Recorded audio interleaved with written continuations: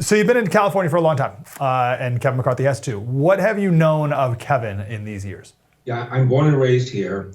I'm probably not the best person, Mike, to ask me about Kevin McCarthy because I have my own issues. You mentioned my running for governor of California in the recall election. Well, guess who told the House congressional delegation to stay out of that race? Because their anointed guy, whose name is Kevin Faulconer, the two-term mayor of San Diego, was not the front runner.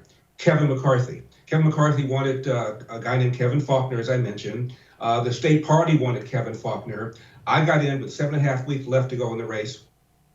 I quickly became the front runner, and it was obvious every week that went by, my lead increased.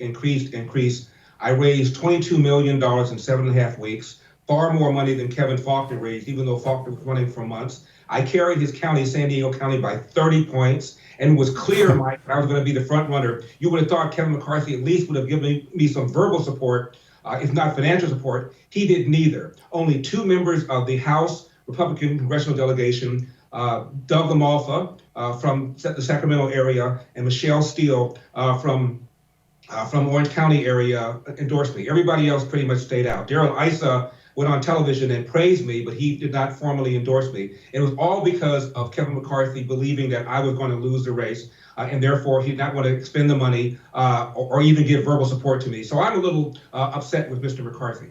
That said, well, go ahead, Mike. I'm sorry. Please go. I was going to say it sounds like you're the perfect guy to ask. So please go on. Okay.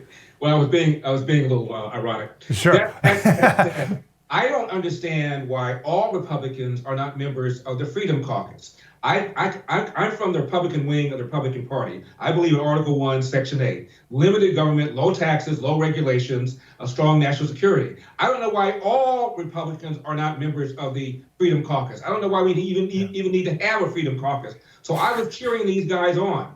I figured that Kevin McCarthy eventually was going to win. The last time this happened was over 100 years ago, and the Kevin McCarthy type candidate who had about 200 votes ultimately wore down the other side, but got all sorts of concessions. And that gave us the so-called roaring 20s when Calvin Coolidge not only cut government, but cut government spending, and we had a rip-roaring economy. So as far as I'm concerned, all these concessions to hold Kevin McCarthy's feet to the fire regarding draining the swamp, regarding reining in government spending, I was cheering, and I'm happy that he acceded to almost all their demands. Yeah, well, good. They became more like what the Republican Party should obviously have been and always has been until recently. And thanks for watching that clip. I love these specials that we do where they're exposés on people. We've done them on Putin. We did them on Nancy Pelosi. This one is on Kevin McCarthy. Like, who are they? We hear the media talk of them and about them, but who are they? I love to go back to their childhood, their motivations, figure out what makes these people tick. And for McCarthy, it helps us better hold his feet to the fire for these next 2 years. So if you want to hear our whole special, it's available on thefirsttv.com/support.